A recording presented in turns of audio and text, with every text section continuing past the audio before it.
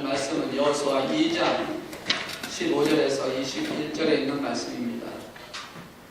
구약성경 여호수아 2장 15절에서 21절까지 있는 말씀, 같이 말씀 함께 봉독합니다. 시작. 라합이 그들을 창문에서 줄로 달아내리니 그의 집이 성벽 위에 있으므로 그가 성벽 위에 거주하였습니다. 라합이 그들에게 이르되 두렵던대 뒤쫓는 사람들이 너희와 마주칠까 하노니 너희는 산으로 가서 거기서 사흘 동안 숨어 있다가 뒤쫓는 자들이 돌아간 후에 너희의 길을 갈지니라. 그 사람들이 그에게 이르되 네가 우리에게 쇠약하게 한 이 맹세에 대하여 우리가 아무리 없게 하리니 우리가 이 땅에 들어올 때에 우리를 달아내린 창문에 이 붉은들을 메고 내 부모와 형제와 내 아버지의 가족을 다 내 집에 모으라. 누구든지 내 집문을 나가서 거리로 가면 그의 귀가 그의 머리로 돌아갈 것이요 우리는 허물이 없으리라. 그러나 누구든지 너와 함께 집에 있는 자에게 손을 대면 그의 귀는 우리의 머리로 돌아오려니와 내가 우리의 이를 누설하면 내가 우리에게 쇠약하게 한 맹세에 대하여 우리에게 허물이 없으리라 하니 라합이 이르되 너희의 말대로 할 것이라 하고 그들을 보내어 가게 하고 붉은들은 창문에 매니라. 아멘. 주시기 바랍니다. 잠깐 기도하겠습니다.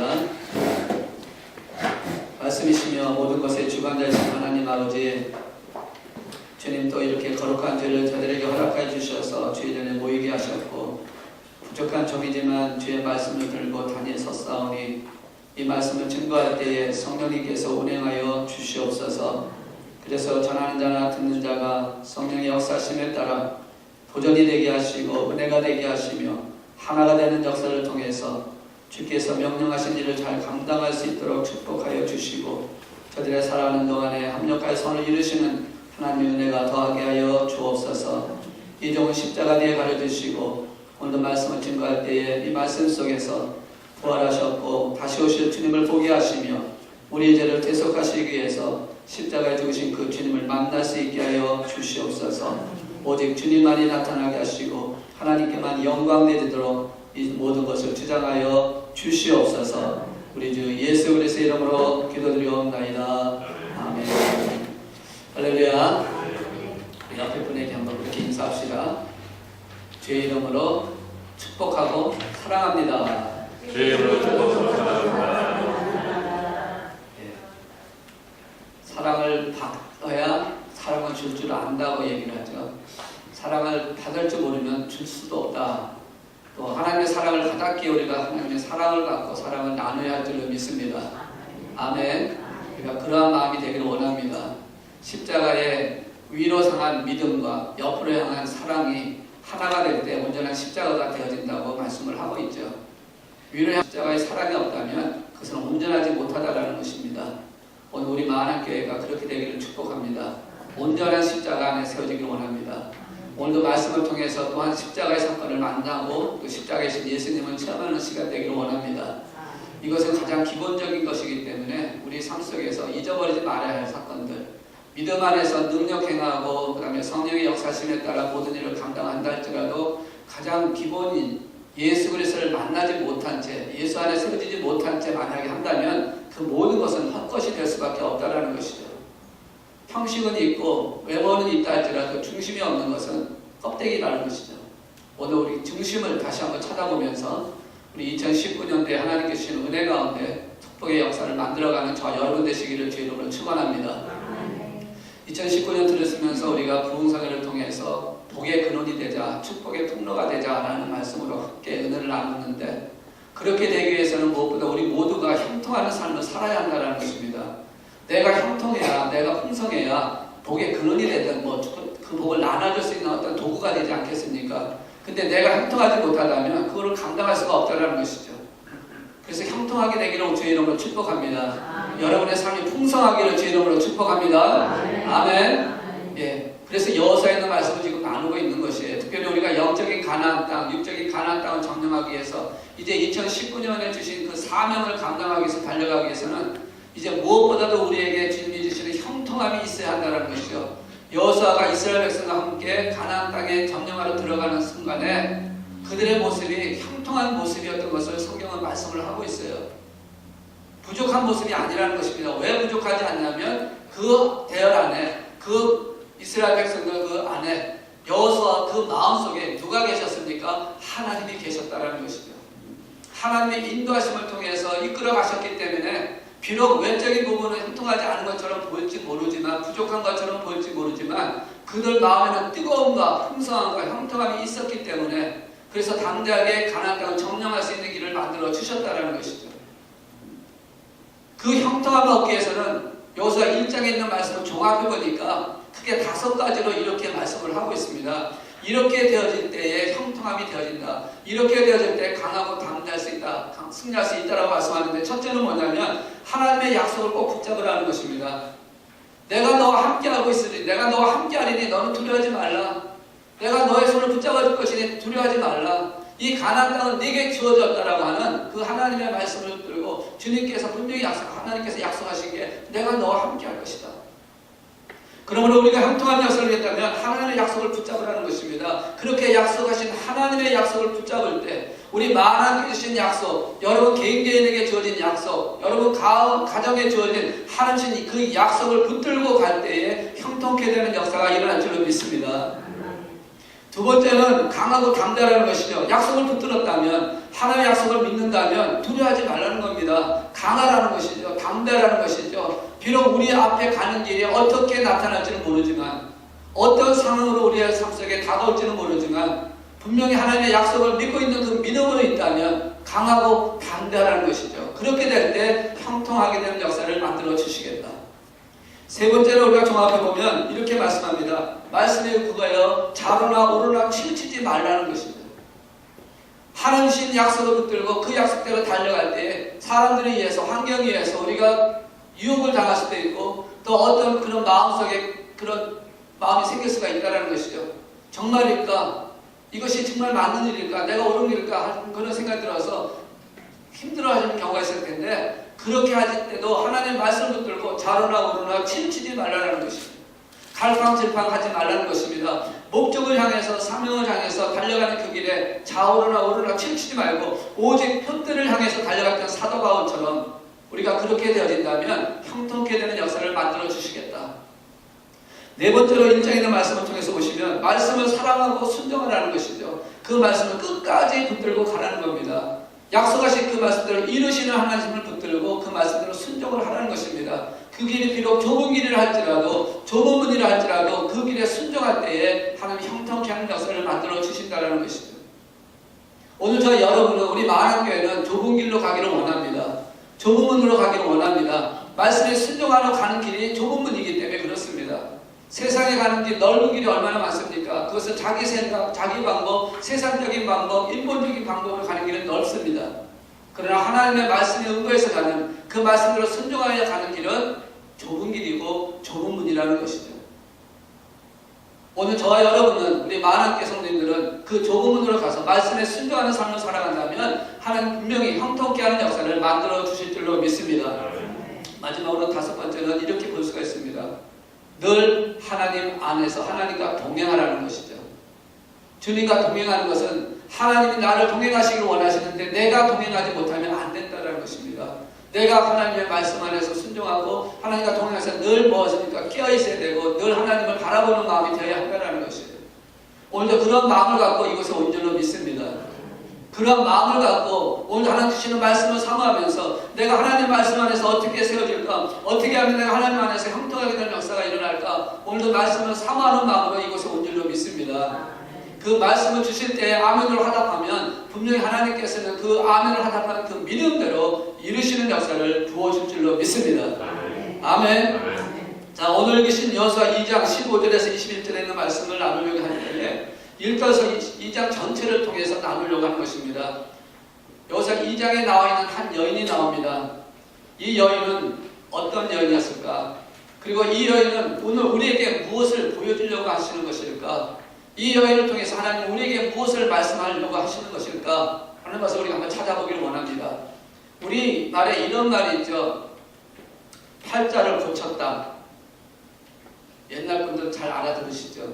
아까 우리 청년부 하니까 무슨 말인지 몰라가지고 설명을 좀 해야겠는데, 여러분 팔자라는 게 뭡니까? 사주 팔자 뭐 이런 게 있지 않습니까? 과거의 미신적인 그런 것을 통해서 태어난 날짜, 시간에 따져서 그 사람의 인생이, 그 사람의 삶이 결정된다는 운명론적인 그런 걸 통해서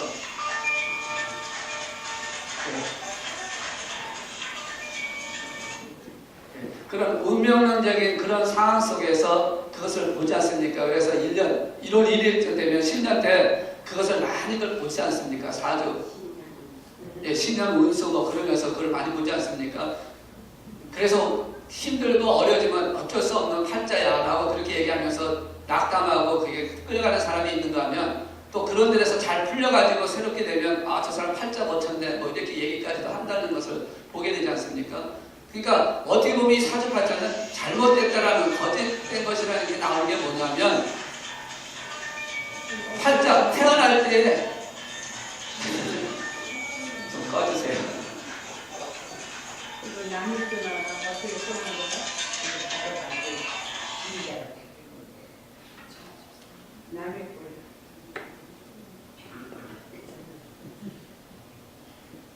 예. 자, 그 팔자라고 하는 그것이 뭐냐면 결정되어 있다라고 생각하는 거잖아요. 운명이 태어날 때 이미 결정이 되어 있다는 얘기인데, 근데 그것이 맞지 않는 말이 무슨 말이냐면 왜 그러면 팔자 고쳤다는 말을 왜 하냐는 것이죠. 운명적으로 되어 있다면. 그러니까 이게 팔자 고쳐 이게 잘못된 위신적인 잘못된 것이 있는 것을 우리가 분명히 알아야 한다는 겁니다. 뭐 저희 여러분이 이미 그걸 다 알고 계시기 때문에 이제 뭐 관심도 없지만 사람들은 그런 마음을 갖고 있다는 것이죠. 근데 오늘 나온 여인이 세상적인 얘기를 하면 팔자 고친 사람인데 그것을 다르게 표현한다면 영적인 은혜를 받은 사람, 영적인 축복을 받은 사람이 되었다는 것이죠. 어떻게 그렇게 되었냐라는 겁니다. 어떻게 그렇게 그 삶을 바꿔갔냐라는 것이죠. 오늘 나오는 이 여인은 어떤 여인이었습니까? 원래 태어나서 그리고 그가 살았던 그 과정을 통해서 보면 하나님을 만나기 이전에 있던 그 삶과 하나님을 만나고 난 그 이후의 삶이 180도로 달라진 모습을 우리에게 보여주고 있다는 것입니다. 이 여인 누굽니까? 우리가 잘 알고 있는 대로 2장 1절에 있는 말씀 보니까 이렇게 표현을 하고 있습니다. 눈의 아들 여호수아가 시딤에서 두 사람을 정탐꾼으로 보내며 이르되 가서 그 땅과 여름을 엿보라매 그들이 가서 라합이라 하는 기생의 집에 들어가 거기서 유숙하더라 라고 기록을 하고 있습니다. 지금 여기 나오는 여인은 라합이라고 하는 여인입니다. 여리고성 안에 살고 있습니다. 이방인입니다. 그런데 그의 직업이 뭡니까? 기생이었다라는 것입니다. 그 다음에 있는 말씀을 통해서 이렇게 보시면 또한 그런 그 중학뿐이 아니라 기생뿐이 아니라 여관을 하는 장소였다라는 것을 말씀을 표현하고 있습니다.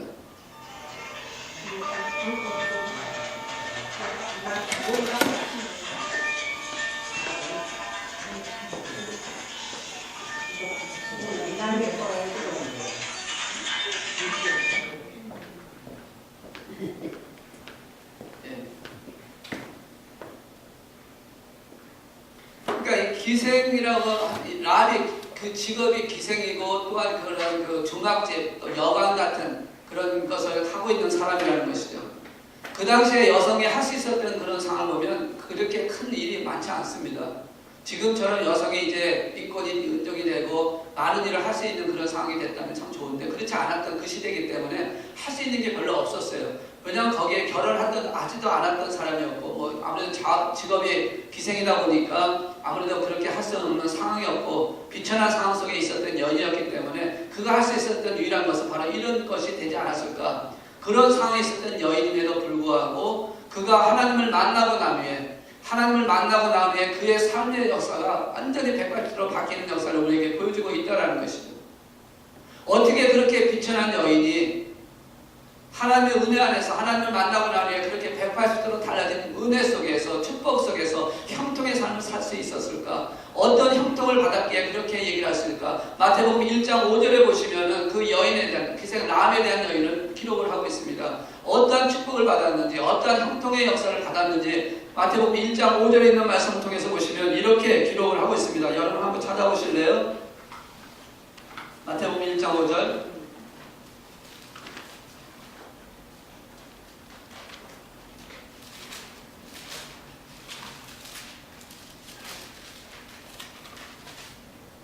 마태복음 1장 5절에 보시면 이렇게 기록을 하고 있습니다.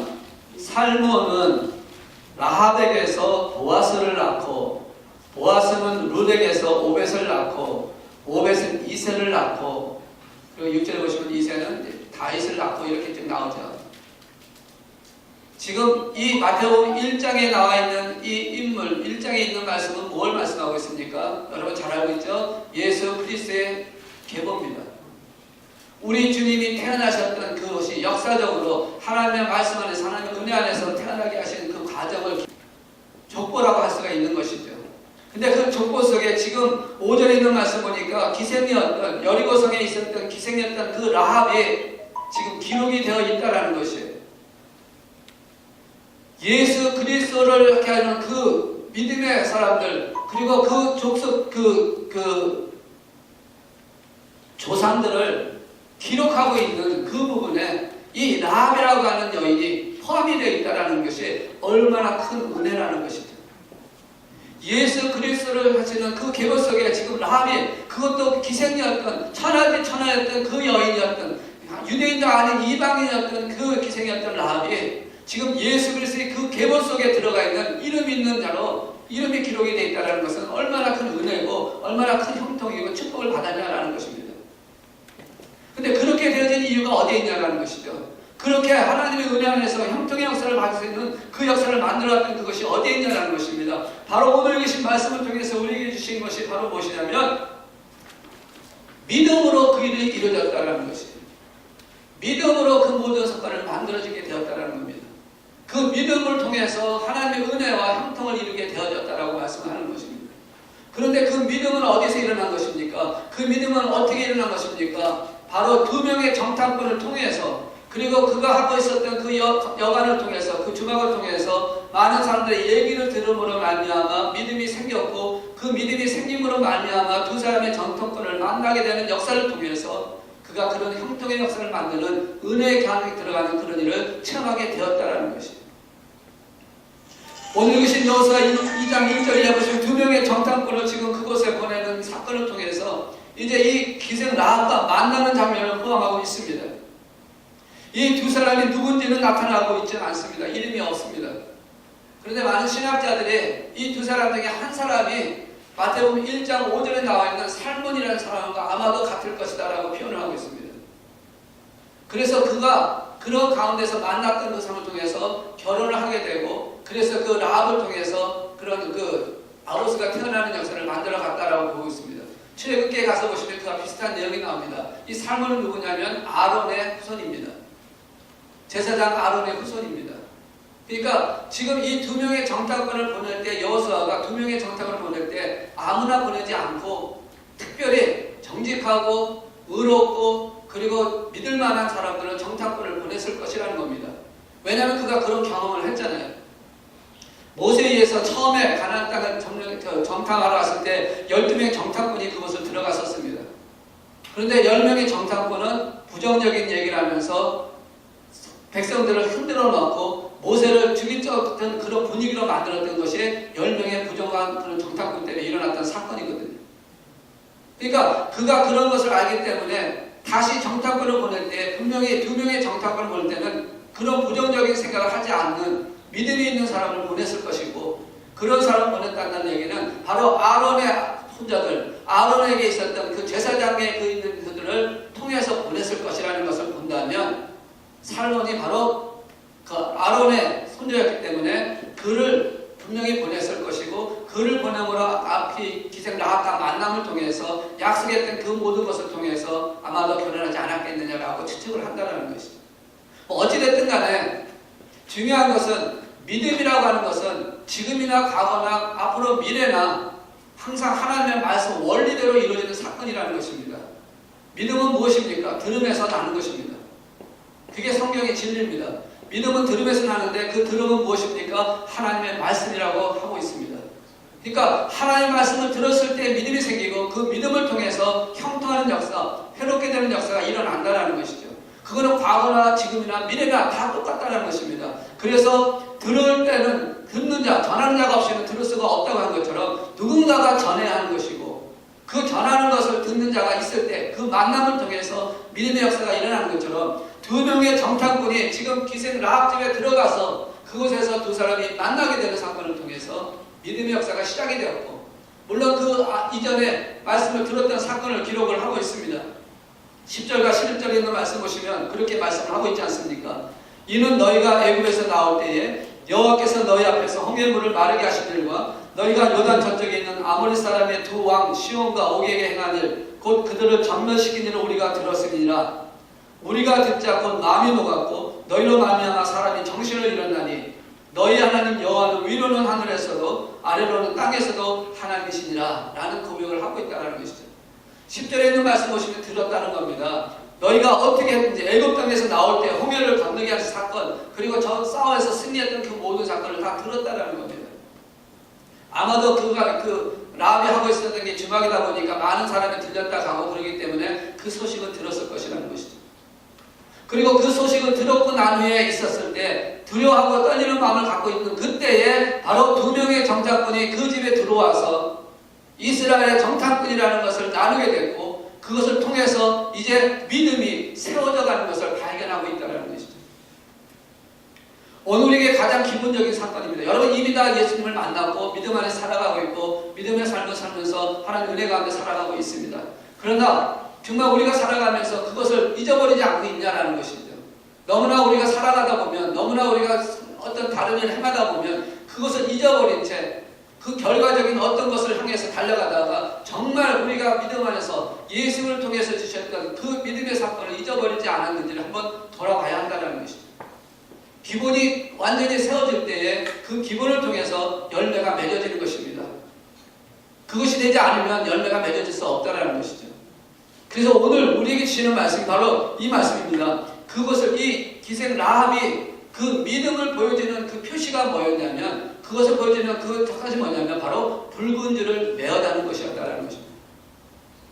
오늘 저는 이 붉은 줄을 메어다는 그 기생 라합의 그 안에 있는 그 마음과 그리고 붉은 줄이 의미하는 그 뜻을 찾아서 오늘 우리의 신앙도 우리의 믿음도 이렇게 되기를 소망하고 이렇게 변화되는 역사를 나타내기를 원하고 갖고 있었던 믿음이었다면 더 그것을 굳건히 세우는 시간 되기를 주의 이름으로 축복합니다. 이 믿음 안에 서지 않으면 안 된다는 것입니다. 좋은 만남을 통해서, 좋은 동역자를 통해서 믿음이 세워지는 것처럼 오늘 저 여러분은 주님 안에서 좋은 만남을 통해서, 좋은 말씀을 통해서, 좋은 예배를 통해서 우리의 믿음이 더욱더 장성함을 향하여 세워져야 한다는 것입니다. 여러분은 이 자리에 함께 앉아있는 저 여러분들이 좋은 믿음의 동력자가 되어야 한다는 것입니다. 그래서 함께 지어져 가야 한다는 것이에요. 그것이 바로 오늘 우리에게 주시는 첫 번째로 우리에게 주시는 말씀 속에 나오는 부분이에요. 이 만남을 통해서 오늘 우리에게 첫 번째로 보여주는 말씀은 뭐냐면 11절에 있는 말씀을 통해서 너희 하나님 여호와는 위로는 하늘에서도 아래로는 땅에서도 하나님이시라 하는 이 말씀대로 하나님께서 역사하시는 것이 나타난다는 것이죠. 이것은 다시 말해서 하나님의 주권을 인정하는 믿음이 되어야 한다는 것입니다. 하나님의 주권을 인정하지 않고서는 우리의 믿음이 세워질 수 없다는 것을 말씀을 하고 있는 것입니다. 바로 붉은 줄이라고 하는 이것은 하나님의 주권을 인정하겠다는 말씀이에요. 이 땅이 하나님께서 너에게 주신 땅인 줄 나는 믿는다. 하늘에서도 하나님이시고 땅에서도 너희 하나님이시다. 내가 가지고 있는 이 여리고 성도, 이 가나안 땅도 이미 하나님께서 너에게 주었다는 것을 나는 믿는다라고 하는 하나님의 주권에 대한 믿음의 고백을 바로 그 붉은 줄을 달아놓는 걸 통해서 말씀하고 있다라는 것이죠. 이 여인은 이방인입니다. 그럼에도 불구하고 그러한 믿음을 고백을 하고 있다는 것이죠.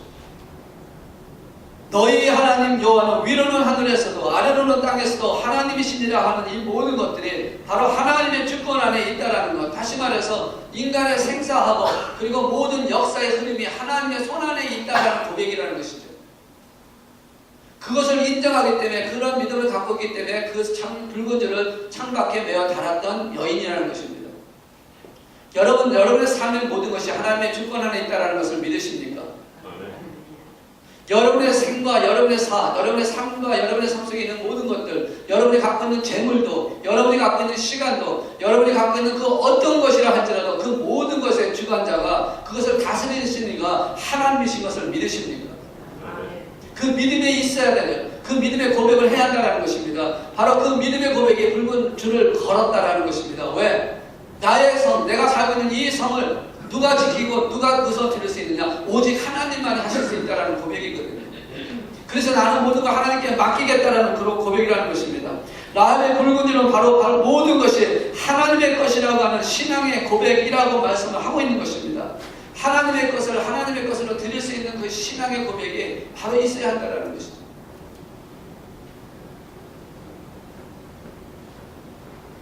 10절에 있는 말씀 보시면 들었다라고 말씀을 하고 있습니다. 내가 이런 말을 들었다. 믿음은 들음에서 난 것이라는 것을 발견하게 되는데 그것을 통해서 전능하신 하나님이신 것을 알게 되었다는 거예요. 여러분 하나님 말씀을 들으시면서 여러분 무엇을 느끼십니까? 그 말씀이 나를 주장하시고 나를 주권적으로 이끌어 가시는 말씀이라는 것을 믿어주시고 그렇게 느껴지고 계십니까? 아니면 그냥 말씀이 그냥 내 한쪽 귀에서 듣고 한쪽에서 흘러버리고 하는 그 말씀, 그저 그냥 씨앗도 뿌리지 못한 채 열매도 맺지 못한 채 그냥 사라져버리는 그 말씀으로 나만이 된다면 우리는 지금 심각한 잘못을 하고 있다는 것입니다. 말씀을 들었음에도 불구하고 말씀의 뜻을 따르지 못하고 말씀의 뜻을 알았음에도 불구하고 그 뜻대로 살지 못하는 삶이 되어진다면 우리는 다시 한번 나의 믿음을 돌아봐야 한다는 것입니다. 회개하는 마음이 되어야 한다는 것이죠. 그래서 이제는 하나님의 뜻을 구하는 하나님의 주권을 인정하는 그 모습으로 서야 하는 것을 우리에게 말씀하고 있다는 것이죠. 여러분이 갖고 있는 그 어떤 것이라 할지라도 이것이 하나님의 것임을 고백하는 저 여러분 되시기를 주의 이름으로 축복합니다. 이 땅을 다스릴 뿐만 우리의 가정을 다스리니까 하나님의 주권 속에 있다라고 고백하는 이 기생 라합이 지금 그들을 매달고 있는 게 바로 그것이에요. 하나님의 주권입니다. 하나님의 모든 걸 하십니다. 나의 모든 걸 다스리는 분이 하나님이십니다. 나의 시간과 나의 재능과 나의 모든 것을 하나님이 주시었고 하나님이 가져가시려면 언제든지 가져갈 수 있습니다라고 고백하는 그 고백이 바로 붉은지를 창가에 가져다 놓는 것이라는 것이죠. 오늘 여러분의 심령 속에도 그 붉은 줄이 여러분 마음속에 달려지기를 주님을 축복합니다. 그 붉은 줄이 무슨 줄입니까? 예수 그리스도 아니십니까? 예수 그리스도 십자가 보혈에 흘리신 그 피가 아닙니까? 우리가 주님께 있는 말씀처럼 마지막 10가지 재앙 때에 6월절에 그 어린 양을 잡아서 그 문지방을 바르고 왔을 때 죽음의 사자가 왔을 때 그것을 넘어갔던 그 피, 그 십자가의 사건을 통해서 그들을 애굽에서 구원했던 그 주님의 그 능력의 역사, 그것이 바로 우리 심령 가운데 배어 달려져야 한다는 것입니다. 그것이 바로 하나님의 주권을 인정한다는 것이에요. 나를 구원하실 수 있는 유일한 오직 한 분이신 예수 그리스도를 고백하는 것이 바로 오늘 우리가 붉은 줄을 달아야 하는 것을 말씀을 하고 있다는 것이죠. 두 번째로 우리에게 말씀하고 있는 것은 12절에 있는 말씀을 통해서 이렇게 말씀을 하고 있습니다. 그러므로 이제 청하노니 내가 너희를 선대하였은즉 너희도 내 아버지의 집을 선대하도록 여호와는 내게 맹세하고 내게 증표를 내라. 두 번째로 믿음의 모습, 붉은 줄을 내어놓던 그 모습은 바로 무엇이냐면 선대하였다라는 것입니다. 순종했다라는 것입니다. 헌신했다라고 하는 말씀입니다. 하나님의 주권을 인정하기 때문에 하나님의 주권을 인정하는 그 가운데 있는 믿음을 갖고 정탐꾼을 보니까 그가 누굽니까? 하나님의 종이었다라는 겁니다. 하나님의 역사를 이루기 위해서 보내준 하나님의 일꾼이었다라는 것이죠. 그 하나님의 종, 하나님의 일꾼을 선대하는 마음이 되어질 때 그것이 바로 믿음의 모습으로 나타나진다는 것이죠. 우리는 하나님을 주권을 인정하면서 하나님의 주권 속에서 드려지는 그런 모든 역사를 인정하지 못하고 받아들이지 못하고 선대하지 못한다면 우리는 심각한 잘못을 하고 있다는 것입니다. 하나님의 말씀을 전하는 자, 하나님의 말씀을 증거하는 자에게 우리는 그를 선대해야 한다는 것입니다. 그를 존중해야 한다는 것입니다. 그의 권위를 인정해야 한다는 것을 말씀을 하고 있는 것입니다. 이 기생 라합은 그것을 표현하고 있는 것입니다. 12절에 바로 이제 청하는 내가 너희를 선대하였은즉 너희도 내 아버지 집을 선대하도록 해달라. 내가 너희를 이렇게 보호한 것처럼 너희를 권위 있게 한 것처럼 인정했던 것처럼 너희도 나를 인정해달라고 말씀하고 있는 것입니다. 오늘 하나님의 주권을 인정할 때 우리가 하나님의 주권을 인정하는 그 모습으로 우리가 선대하고 우리가 헌신하고 충성하게 되면 하나님은 그것을 받으시고 우리에게 그것에 맞는 법을 내려주실 것입니다. 형통케 하는 역사를 만들어 주실 것이라는 것입니다. 우리는 지혜롭게 모든 것을 감당해야 한다는 것입니다. 생명을 진중히 여기시고 또한 하나님의 말씀을 증거하는 모든 자들을 우리가 아름답게 여기고 서로 사랑하면서 서로 격려하면서 세워지는 역사를 만들어가야 한다는 것입니다. 우리 교회가 그렇게 되기를 주 이름으로 축복합니다. 여러분 한 분 한 분이 서로 선대하는 것입니다. 같이 주 안에서 하나님의 자녀가 되었으니까 같이 격려하는 것입니다. 같이 위로하는 것입니다. 생명을 구원하는 일이 목적이기 때문에 그렇습니다. 여러분 출애굽기 이전에 있었던 우리 애굽에서 일어났던 사건 중에 그 요셉을 알지 못하는 바로 왕이 태어나서 그 정치하면서 이스라엘 백성들이 너무 많이 번성하니까 그 번성하는 것을 막기 위해서 태어나는 남자애들을 죽이라고 하는 명령을 내린 사건을 여러분이 아실 겁니다. 그럴 때 그 사건을 위해서 어떻게 했습니까? 산파 두 사람을 불러서 너희들이 그곳에 가서 여인이 나는 아들이면 다 죽여버리라고 했던 그 명령을 내리지 않습니까? 그때 시부라와 부하가 어떻게 합니까? 그들의 생명을 살립니다. 죽이지 않습니다. 왜 그랬을까요? 하나님의 주권을 인정했기 때문에, 하나님의 명령을 따를 수밖에 없기 때문에, 그래서 그는 선대했다는 것입니다. 생명을 살리기 위해서 그를 존중하고 하나님의 말씀대로 따라갔다는 것이죠. 그래서 그들의 바로 왕이 와서 왜 너희가 그렇게 하지 못했느냐 했을 때 그들이 얼마나 지혜롭게 대답하는 장면 여러분 아실 거예요. 이스라엘 여인들은 너무 강건해서 너무 건강해서 가면은 벌써 다 태어났기 때문에 어떻게 할 수가 없었다라고 그렇게 지혜롭게 대답을 하지 않습니까? 그렇게 대답할 수 있는 게 뭡니까? 바로 하나님은 주권을 인정하고 그 주권을 인정하는 하나님의 말씀에 순종하고자 하는 그 선담을 통해서 그를 이루어갈 수 있었다는 것처럼 오늘 저 여러분이 하나님의 형통 가운데서 하나님의 은혜 가운데서 풍성한 축복의 통로가 되고 복의 근원이 되기 위해서 무엇보다 우리가 서로 선대하는 서로 위로하는 격려하는 그 모습, 그래서 하나님의 주권을 인정하는 그 믿음이 되어질 때 하나님의 놀라신 은혜가 거하게 되어진다고 말씀하고 있다는 것입니다. 여러분이 그렇게 되기를 주의 이름으로 축복합니다. 그렇게 되기를 주의 이름으로 축원합니다. 아멘. 아멘. 아멘. 라합이 어느 정도의 믿음을 갖고 있었냐면요, 히브리서 11장에 보시면 라합이 믿음의 거장들 그 사이에 끼어 있다는 것이 놀라운 사실 아닙니까? 이방인인데 어떻게 믿음의 거장들과 함께 그 이름이 있냐는 것이죠. 아브라함의 이름이 있습니다. 이삭의 이름이 있습니다. 야곱의 이름이 있습니다. 그리고 요단을 건넜던 여호수아가 있어야 할 것 같은데 여호수아는 없어요. 그러신 라합이 들어와 있다는 거죠. 하나님께서 기록하는 믿음의 사람이라고 하는 그 안에 기생 라합이 믿음의 사람으로 기록이 되어 있다는 것이 얼마나 큰 축복이냐. 왜 그렇게 될 수 있냐. 이제 바로 세 번째 있는 말씀을 통해서 우리에게 주시는 게 바로 그것입니다. 왜 라합이 그렇게 믿음의 사람으로 쓸 수밖에 없었나. 그리고 그렇게 믿음의 거장으로서 일어서는 역사를 히브리서에서는 기록을 하고 있을 것인가. 18절에서 21절에 있는 말씀 우리가 읽었기 때문에 다시 읽지는 않겠습니다. 18절에서 21절에 있는 말씀을 통해서 보시면 언약에 대한 얘기를 하고 있습니다. 약속에 대한 말씀을 하고 있습니다. 바로 언약에 대한 약속을 믿는 신앙의 고백을 통해서 그 일을 이루어졌다는 것입니다. 약속한 것에 대한 확신을 갖고 있었다는 것입니다.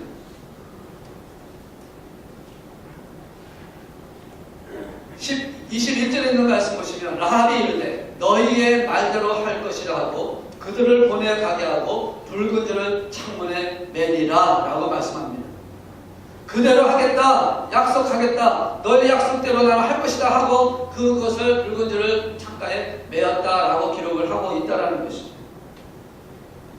우리의 마음속에 그 언약을 주신 하나님, 우리 교회에 주신 약속을 들으신 그 십자가의 보혈의 그 언약, 그 주님이 주신 그 붉은 줄의 십자가의 언약을 여러분 마음한테 걸고 그것을 언약을 지키시고 그렇게 이루실 것을 믿음으로 고백하는 저 여러분이 될 때에 바로 믿음의 거장인 그 역사를 만들어가는 역사를 허락해 주시겠다는 것입니다. 우리 교회 안에 십자가 보혈이 있어야 할 것입니다. 여러분 안에도 십자가의 보혈이 있어야 할 것입니다. 여러분 마음 안에 붉은 줄이 걸려져 있어야 한다는 것입니다. 이 라합처럼 붉은 줄을 걸어놓는 그 믿음, 약속을 붙들고 그 약속에 의거해서 그 믿음을 고백하는 붉은 줄이 걸려 있어야 한다는 것이에요. 여러분 마음속에 십자가가 있습니까? 여러분 십자가의 보혈이 흐르고 있습니까? 주님께서 부활하셔서 다시 오시겠다고 약속하셨던 그 주님, 재림의 주님에 대한 약속을 갖고 계십니까? 그러면서 너에게 주신 그 사명을 이루기 위해서 내가 너와 함께 할 테니까 너는 가서 이렇게 하라, 복음을 전하라, 증인의 삶을 살아가시는 그 약속을 붙들고 있습니까? 그것이 바로 우리 십자가의 보혈로 가운판에 새겨진 그 보혈 붉은 줄을 통해서 우리에게 약속하신 그것을 보여지게 하셨다라는 것입니다. 가족이 다 모여있으면 그걸 하시겠다고 약속을 하셨습니다. 그러나 그 문을 나가는 순간에, 그 집을 나가는 순간에 그 구원의 약속은 사라져버리고 만다라는 것이죠. 오늘 그 언약은 주 예수를 믿으라 그리하면 너와 내 집이 구원을 얻으라 하는 그 약속 안에 포함이 되어 있는 것입니다. 이 붉은 리본을 갖고 있는 그 붉은 줄을 걸고 있는 그 집안에 있는 자에게는 구원의 약속이 있다는 것입니다. 그러나 떠난 자에게는 구원의 약속이 무너질 수밖에 없다는 것이죠. 예수를 믿으면 너와 내 집이 구원을 얻으라 하는 이 말씀도 약속은 이루어졌지만 그 안에서 주님을 만나지 않으면 구원의 약속은 사라져버리고 있다는 것입니다. 오늘 이 말씀을 통해서 언약에 대한 신앙의 고백을 하고 있는 것입니다. 그 약속대로 이루어질 것을 저는 믿습니다. 그 약속대로 하나님께서 이루어주실 것을 저는 믿습니다. 그러면서 붉은 줄을 창가에 내어 단 것입니다. 오늘 저희 여러분이 그 믿음의 언약, 그 언약에 대한 믿음을 갖고 여러분 심령 속에 예수 그리스도의 십자가의 보혈의 그 줄을 걸으시기를 주의 이름으로 축복합니다. 주님을 거시기를 주의 이름으로 축복합니다. 십자가의 그 줄, 피, 그 사건을 붉은 줄로 표현하고 있는 이 모습을 우리 마음 한때 새기면서 그것을 달고 그 십자가와 함께 주님과 함께 동행하는 저 여러분 되시기를 주의 이름으로 축복합니다. 믿음의 장으로 나오는 이 라합을 통해서 오늘 우리에게 놀라운 은혜를 주시는 게 이렇게 비천한 자도 이렇게 하나님을 떠나있던 자도 돌아올 수 있다는 것을 우리에게 말씀하고 있는 것처럼 우리가 지금 연약한 가운데서 좀 부족했다 할지라도 조금 우리가 하나님 앞에 온전히 쓰지 못했다 할지라도 우리가 조금만 다시 마음을 먹고 하나님께로 돌아오면 하나님 회복시켜 주신 역사를 만들어 주실 줄로 믿습니다. 우리 교회 부족한 부분이 다시 주님 안에서 세워지는 역사를 만들어가게 하실 줄로 믿습니다. 우리는 모두를 그래서 주님의 말씀대로 우리는 모두를 사랑해야 하는 사람들이에요. 받아들여야 하는 사람이라는 겁니다. 왜? 주님이 그렇게 원하셨으니까. 주님께서 그렇게 하셨으니까. 사실 이 기생 라합에 보면 우리가 인간적으로 보면은 어떻게 감히 하나님께 돌아올 수 있고 어떻게 감히 예수 그리스도의 그 계보상에 들어가는 그 인물이 될 수 있냐라고 우리가 생각할 수 있는 인물이지만 하나님은 그를 받으셨고 하나님은 그를 통해서 이렇게 돌아올 수 있는 길을 열어놓으셨다고 지금 우리에게 보여주고 계신다는 것이죠. 정말 우리가 얼마나 부족한 것을 생각해보자는 겁니다. 믿음 안에서 하나님 은혜 안에서 하나님의 자녀로서 특별한 언약의 가정으로서 우리가 많은 게 속해 있는 멤버가 되었고 성도가 되었긴 하지만 그러나 우리는 늘 부족한 자이고 늘 연약한 자라는 것을 기억하라는 것입니다. 여러분 우리가 새롭게 변화되기 위해서는요 사실 쉽지 않습니다. 그러나 성령님이 함께 하시면 변화된 역사가 일어날 줄로 믿습니다. 성령님 안에 온전히 세워지게 되면 분명히 이런 역사를 우리에게 부어주신다고 말씀을 하고 있다는 것입니다. 사실 우리가 스스로 바뀌는 것은 쉽지가 않습니다. 아까 처음에 말씀한 대로 내 삶에 있는 그 인생을 바꿔가는 게 쉬운 일이 아닙니다. 그러나 분명한 것은 내 안에 성령님이 역사하시고 내 안에 붉은 들이 매어 달리게 되면 하나님께서 우리를 바꿔주신다는 것입니다. 그것이 없이는 바꿔지는 게 어렵다는 것입니다. 세상에 있는 사건을 보니까 그런 사건들이 있더라고요. 정말 주님을 만나지 못한 채 겉으로만 변화된 척 하는 사람들이 있다는 것입니다. 과연 우리 교회 안에서 정말 얼마만큼 진실되게 정말 주님을 만나서 내가 주님 안에서 변화된 삶을 살아가고 있는지 한번 깊이 생각을 해봐야 한다는 것입니다. 많은 영혼들이 있지만 그 영혼들이 정말 하나님께서 구원받게 하신 영혼들이 얼마나 되겠냐는 것입니다. 여러분 구원의 확신을 갖고 있습니까?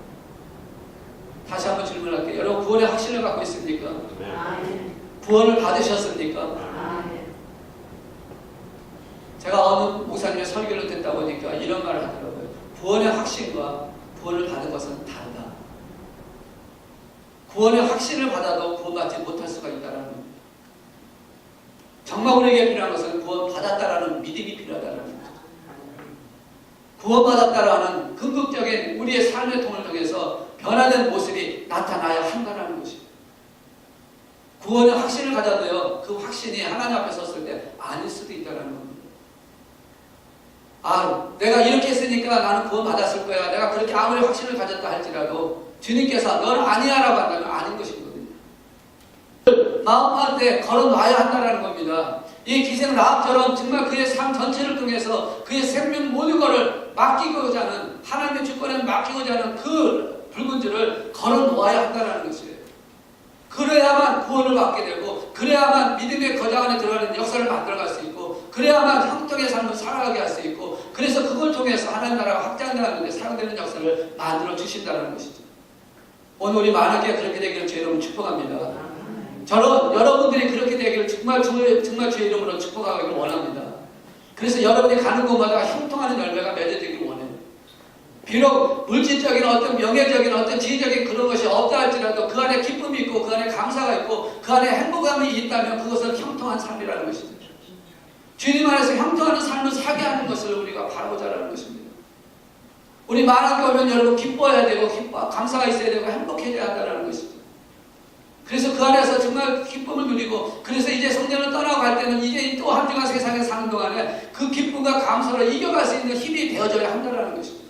말씀을 들었습니까? 그러면 그 말씀이 여러분의 힘이 되기를 원합니다. 그 말씀이 여러분의 삶의 원동력이 되기를 주의 이름으로 축복합니다. 고린도후서 5장 17절에 있는 말씀 보면 그렇게 말씀하지 않습니까? 그런즉 누구든지 그리스도 안에 있으면 새로운 피조물이라. 그런즉 누구든지 그리스도 안에 있으면, 주님 안에 있으면, 여러분 심령밭에 붉은 줄이 달려있다면, 십자가 보혈의 그 피가 여러분을 깨끗이 씻기는 역사를 통해서 예수님이 여러분 안에 있다면, 부활하신 주님께서 여러분을 이끌어 가시는 그 믿음이 있다면 여러분은 새로운 피조물이라는 것입니다. 하나님의 자녀라는 것입니다.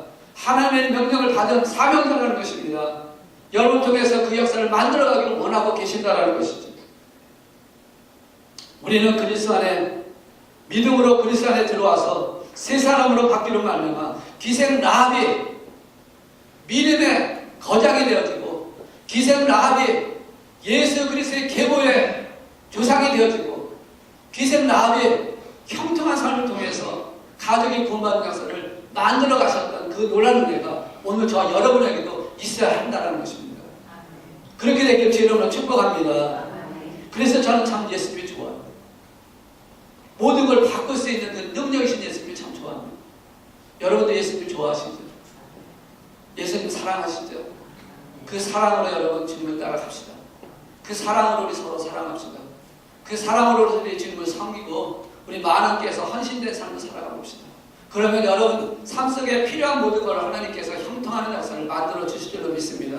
내가 구하지 않는다 할지라도, 내가 그것을 아뢰지 않는다 할지라도 하나님이 이미 아시고 계시기에 내가 주님을 섬기고 헌신하고 사랑하는 그 마음으로 충성된 모습으로 이 기생 라합처럼 믿음의 고백을 통해서 주님을 만나는 그 삶을 통해서 달려만 갈 수 있다면 하나님 그 모든 것 필요한 대로 채우시는 역사를, 은혜 가운데 보여지는 역사를 만들어 주실 줄 믿습니다. 아멘. 그 믿음 안에서 우리는 가까운 가정으로부터 우리는 10분의 40장까지 땅끝까지 그리스도 복음을 전할 수 있는 증인의 삶을 살아가기 위해서 오늘 저에게 이 붉은 줄을 다시 한번 매게 해달라고, 붉은 줄을 다시 마음판에 가슴 깊이 채게 해달라고, 그래서 이 믿음으로 주님 앞에 서는 그날까지 달려갈 수 있게 해달라고 우리 주 앞에 한번 기도하는 시간 갖기를 원합니다.